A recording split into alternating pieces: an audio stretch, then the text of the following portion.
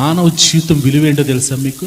చచ్చిపోయిన చేపకు విలువ ఉందా? ఆ చచ్చిపోయిన చేపను ఎండబెట్టిన తర్వాత కూడా విలువ ఉందా? ఎండిపోయిన రొయ్యకు విలువ ఉందా? చచ్చిపోయిన జంతువుకు విలువ ఉందా? చచ్చిపోయిన మేకకు విలువ ఉందా? చచ్చిపోయిన ఆవుకు విలువ ఉందా? చచ్చిపోయిన మనిషికి విలువ ఉందా? అది మానవ జీవితం. చచ్చిపోయిన అన్ని జీవులకి కూడా విలువ ఉంది. చచ్చిపోతే మానవ జీవితానికే విలువ లేదు. చచ్చిపోతే మన ఇంట్లో వాళ్ళే మనల్ని బయటికి పడేస్తారు. విలువ లేని మన జీవితంలో యేసయ్య ద్వారానే మన జీవితానికి విలువ వచ్చింది. అది ఎంతో విలువైన జీవితంగా మార్చాడు ఆయన. చచ్చిన స్థితిలో ఉండి జీవం లేని మన బ్రతుకుల్లో ఆయన మన జీవితంలో జీవాన్ని నింపి మనం బ్రతికించుకున్నాడు ఆయన. మనం చచ్చిపోతే విలువ లేదు, మనం బ్రతికుంటేనే విలువ. బ్రతికున్న దినాల్లోనే మనము దేవుని దగ్గరికి, దేవుని సహవాసంలో, దేవుని సన్నిధిలో మనం జీవించి ఆయన ఇచ్చే ఆనందాన్ని, ఆయన ఇచ్చే సంతోషాన్ని, ఆయన ఇచ్చే దీవులు పొందుకుని హ్యాపీగా బ్రతకడం మానేసి దేవునికి దూరంగా బ్రతికి ఏం సాధిస్తాను చెప్పండి?